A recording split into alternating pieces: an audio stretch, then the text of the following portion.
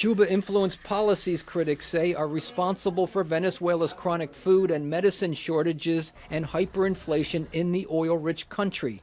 The crisis has driven millions abroad to escape increasing poverty at home. The Cuban regime is the intellectual author of the collapse in Venezuela, and the refugees and the repression are a feature, not a bug, of that Cuban model. When he took office 2 decades ago, the late Venezuelan president Hugo Chavez aligned himself closely with Cuban leaders Fidel Castro and his brother Raul. They established a mutually supportive relationship in which Havana received an estimated 50,000 barrels of oil a day in exchange for sending 20,000 Cuban doctors and teachers to work in Venezuela.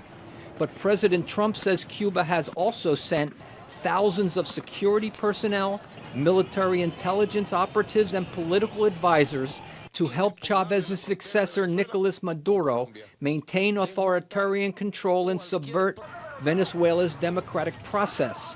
Cuba's foreign minister, Bruno Rodriguez, rejects these charges. Es infame.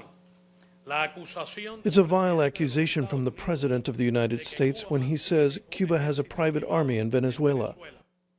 I order him to show evidence of this.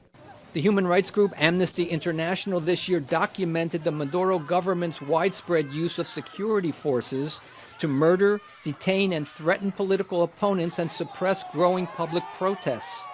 The U.S., along with over 50 other nations, have called for Maduro's ouster for rigging last year's presidential election, and they have recognized opposition leader Juan Guaido, the head of Venezuela's National Assembly, as the country's interim president. The Trump administration has imposed tough sanctions that seize Venezuela's oil assets in the U.S. The U.S. this week also increased sanctions against Cuba and threatened to reinstate the suspended Helms-Burton Act to allow Americans to sue for property in Cuba that was seized during the 1959 revolution. National Security Advisor John Bolton cited Cuba's role in usurping democracy and fomenting repression in Venezuela in a Twitter post on Monday to justify increased sanctions.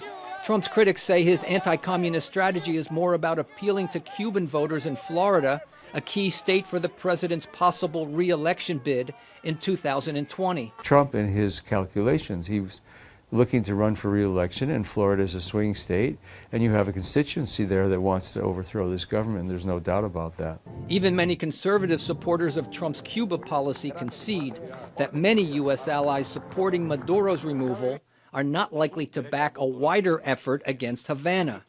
Brian Padden, VOA News, Washington.